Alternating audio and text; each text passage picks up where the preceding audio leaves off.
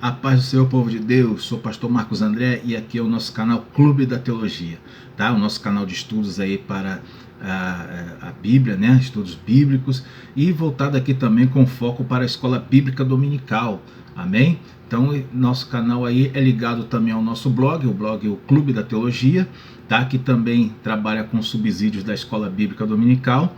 Tá? E aí nós vamos gravar esse vídeo aqui para poder fazer mais um subsídio em forma de vídeo para poder, né, ajudar os professores, amém?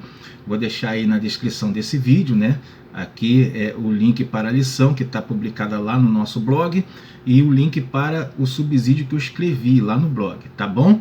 Bom, então o vídeo aí é para a lição de número 7 da revista da editora Betel, revista de adultos, tá? A lição de número 7, que tem por tema Povo de Deus, ovelhas do seu rebanho, tá bom? Essa aula aí que é para ser ministrada no dia 13 de fevereiro, tá? Que é o tema a lição de número 7. Bom, e aí, né, eu vou deixar também aí na descrição desse vídeo, vou deixar o link aí para você adquirir o nosso livro, O Maior Milagre de Jesus, tá? Que está à venda aí nas livrarias do país, né, de todo o país. E também para você que quiser fazer alguma doação, né, para o nosso canal aí, para o nosso blog, poder também ficar à vontade, deixei a chave Pix aí para quem assim desejar, tá? E eu quero também convidar os irmãos, você compartilhar esse vídeo, né? Faz aí, deixa o seu like aí no vídeo aí, né? E se inscreve no canal também, tá bom? Vamos então ao nosso vídeo, a nossa lição aí. Na lição de número 7, o tema é Povo de Deus, ovelhas do seu rebanho. E aí, já na introdução, eu deixo aí uma mensagem aí para o professor, né?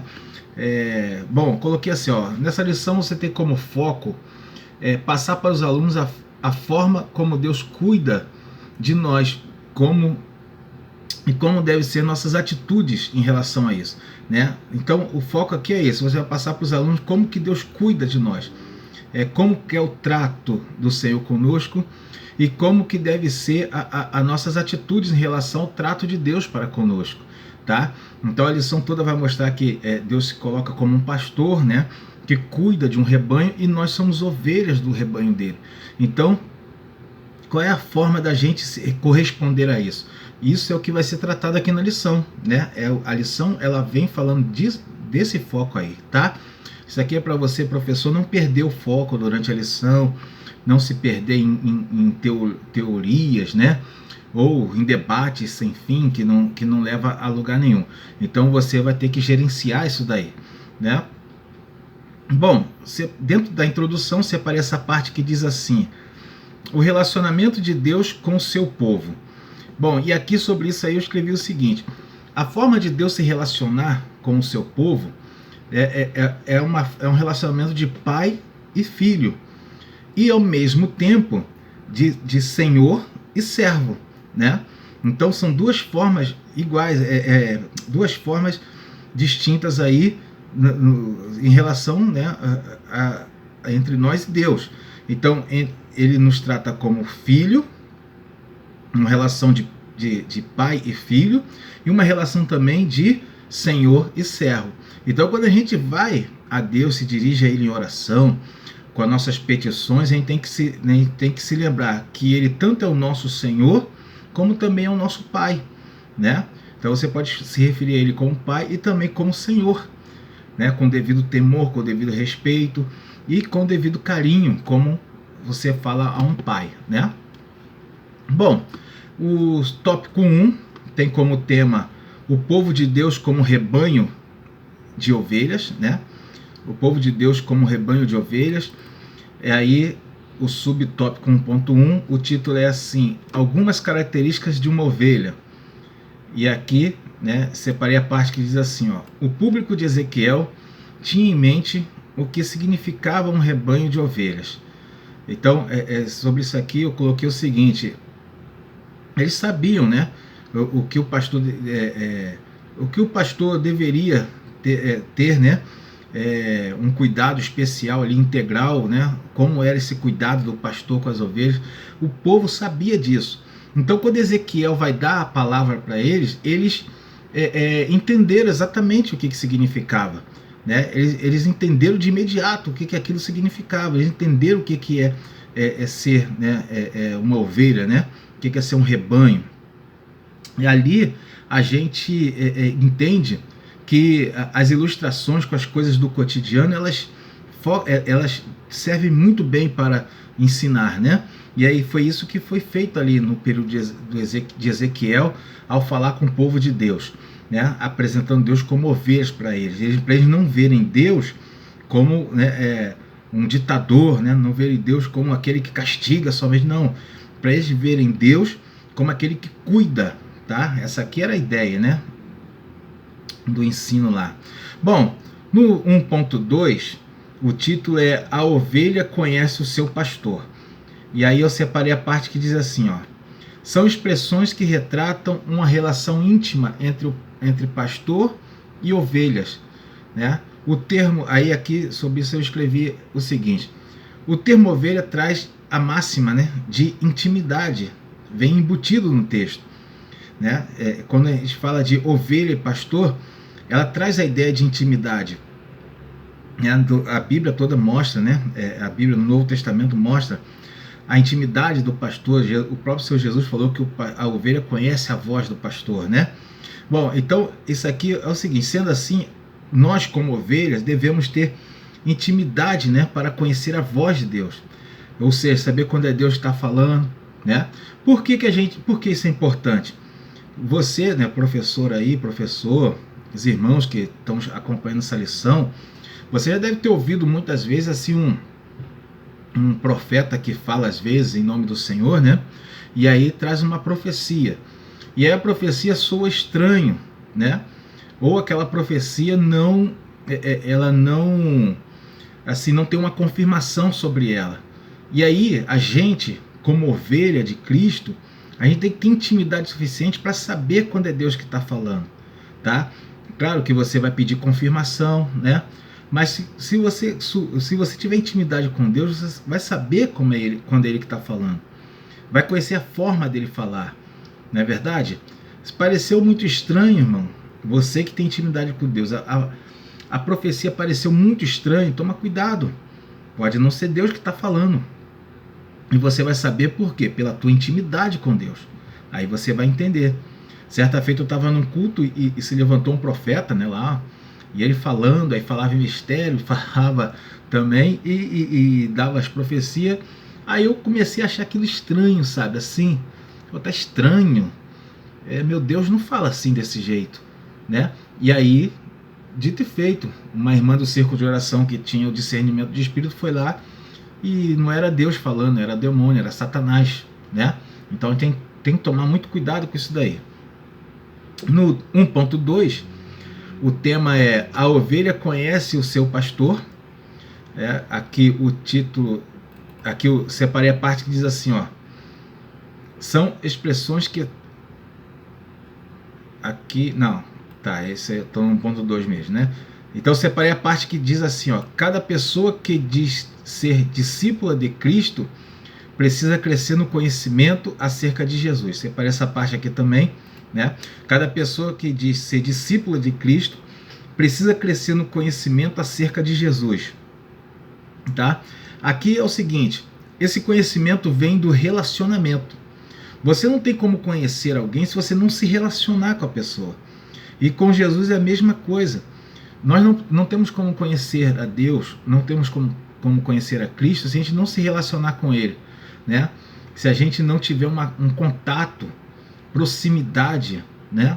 Se você não tiver momentos de devoção, né, com Ele, oração, leitura da palavra, jejum, se reunir com os irmãos, né, consagração.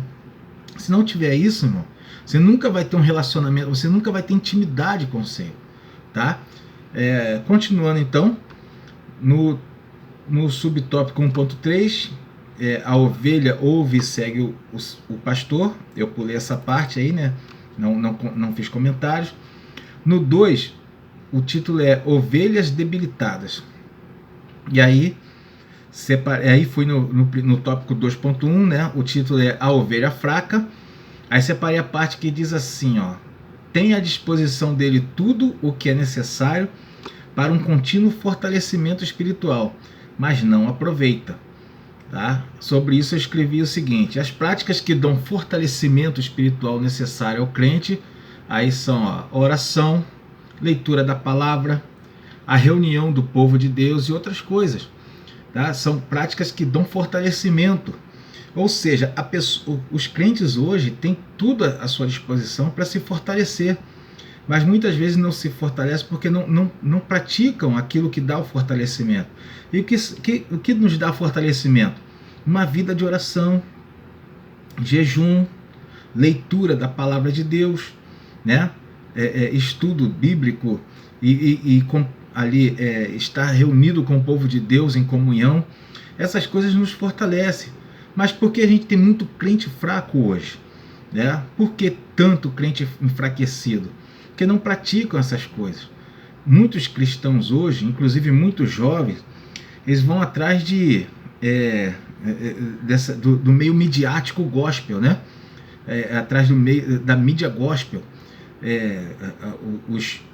Os louvores, né? Que não são louvores, as músicas gospel, né? Não podemos dizer louvores, porque o louvor é uma canção que enaltece a Deus. Isso é um louvor. A mídia gospel, ela coloca canções que não enaltecem a Deus, mas são canções que são para animar o ser humano. Tá? Vai falar para você: eu não desisto de você, né? Deus falando para o ser humano: eu não desisto de você, você não está só, né? Eu vou te levantar. Tá? Isso aí são canções para animar o ser humano. Isso aí não é louvor. Tá? Isso aí são canções de autoajuda, são canções, o pessoal usa um termo antropocêntricas, né? Para animar o coração humano. Louvor não, louvor é aquilo que enaltece a Deus, né? Abram-se, ó portais, né? O Rei da Glória vem aí. Isso aí enaltece a Deus. Esse é um tipo de louvor que faz com que o nome do Senhor seja glorificado. Amém? É isso aí, né? Tem louvores também que clamam a presença de Deus, e a gente tem que pegar esses louvores e valorizar esses louvores, tá? Hoje em dia a mídia gospel, muitos irmãos eles vão atrás dessa mídia gospel e eles se enfraquecem. Por isso que você vê muitos cantores gospel que daqui a pouco estão desviados. Por quê? Porque esse tipo de canção não fortalece espiritualmente os irmãos. Anima ali no momento, né? Mas depois, quando bate a realidade mesmo, ele vê que não é nada daquilo, né? Que aquilo ali que o cantor falou que Deus vai fazer, nem sempre Deus vai fazer, porque é uma música, né? É uma música, não é uma profecia de Deus, tá? Então a gente tem que entender e colocar em prática aquilo que verdadeiramente fortalece a nossa vida espiritual. Professor, ensine isso para os irmãos, e você que é pastor, aplique isso na tua igreja. Aplique isso na tua igreja. Faz o povo sair um pouquinho dessa mídia gospel aí, que coloca um montão de louvor antropocêntricos e que servem só para autoajuda, né? Bom, então vamos continuar aqui, né? Falamos de ovelhas fracas. Vamos assim. A outra, separei também a parte que diz assim, ó: falta-lhe aperfeiçoamento e crescimento. Assim estão suscetíveis a doenças espirituais. Aí sobre isso aí eu escrevi o seguinte: uma pessoa não se desvia de repente, mas ela começa a se desviar a partir do momento em que começa a deixar de crescer e se aperfeiçoar na fé. Tá? Então o que acontece? Quando você recebe a Jesus como Salvador, você está num estado inicial. A gente chamava muito antigamente, de o primeiro amor, né? E a partir daí você vai crescendo espiritualmente. Você vai aprendendo na graça e no conhecimento, você vai se fortalecendo, você vai aprendendo as coisas de Deus. Mas chegam alguns momentos, alguns irmãos, eles fazem aqui no meio da caminhada, eles param, eles dão aquela parada. Eles chegam a um certo patamar e eles ficam ali. A partir do momento que alguém deixa de crescer espiritualmente, aí a pessoa começa a declinar, você começa a regredir. Nesse momento em que você deixa de crescer espiritualmente, aí você começa a sua queda, né? Como que é isso? eu vou falar queda, né, talvez seja forte, né? Mas começa o seu enfraquecimento. E se você não vigiar, aí você cai, né? Então, como é que funciona? Eu, por exemplo, tenho duas formações. Tenho uma formação teológica, tenho formação, além de pastor, né, eu tenho outras formações. A partir do momento que eu acho que isso está bom para mim, eu deixo de ler Bíblia, por exemplo, eu deixo de jejuar, deixo de orar. A partir do momento que eu faço assim, eu começo a declinar e eu começo a me enfraquecer. E não adianta, título não vai segurar ninguém não, irmão. Pode ser pastor, presbítero, apóstolo, semideus, o que você for. Se você deixar de crescer espiritualmente, parar de ler a Bíblia, parar de se santificar, de ir para a consagração, começar a deixar essas coisas, você vai cair. Você vai se enfraquecer e vai se afastar de Deus. Então isso aí tem que ser muito bem colocado aí para os irmãos, para os alunos, para a igreja, né? Bom, então vamos aí para o 2.2, a ovelha doente. Separei a parte que diz assim, ó: Paulo disse que muitos estavam fracos e doentes, por causa de atitudes erradas e falta de amor. Tá? Sobre isso aqui, eu escrevi o seguinte, né? O comentarista coloca que foi por causa de atitudes, estavam fracos e doentes, por causa de atitudes erradas e falta de amor. Vamos entender melhor o que o texto está dizendo, né? Paulo falou isso aqui no contexto da Santa Ceia. Então, na Santa Ceia, o apóstolo Paulo alertou que por causa de eles comerem indignamente, havia entre eles muitos fracos e doentes, e não poucos que já dormiam, quer dizer, que já tinham morrido, tá? Então, o que a gente vê aqui? Na verdade, o apóstolo Paulo não estava falando exatamente de falta de amor no meio da igreja, né? Ele estava falando, na verdade, era o seguinte. Aí eu separei o verso 1 Coríntios 11, né?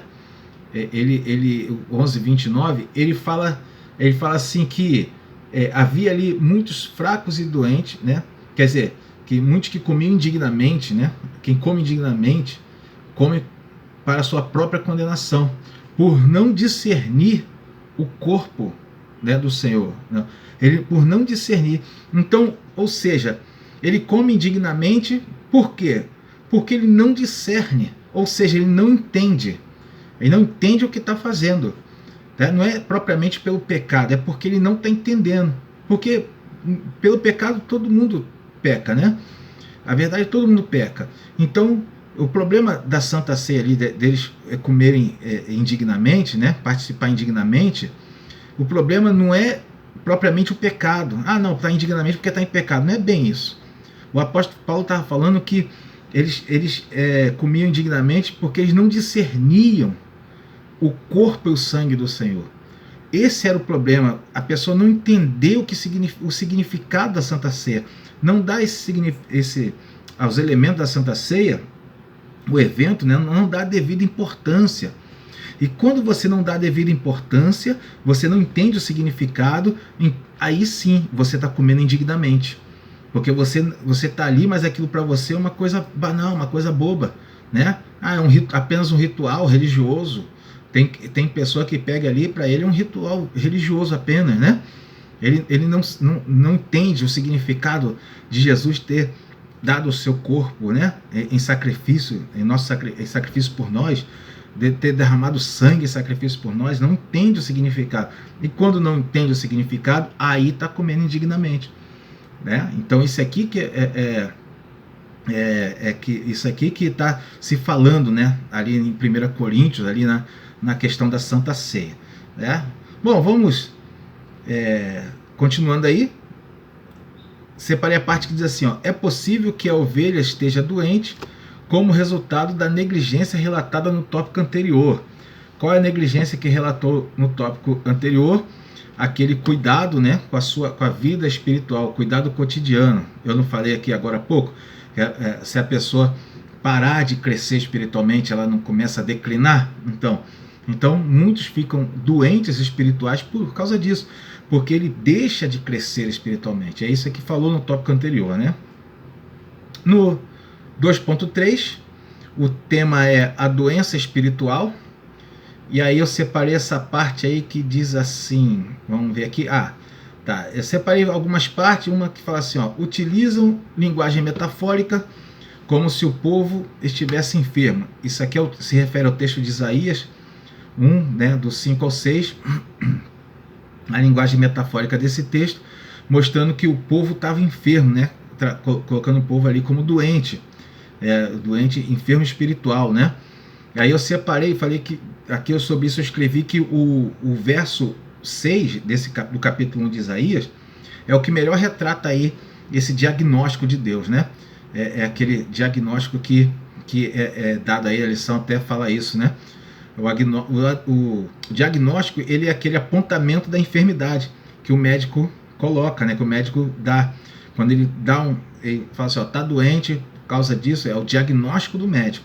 E aqui o diagnóstico de Deus era esse, que o povo estava doente, né? Que o povo precisava de tratamento.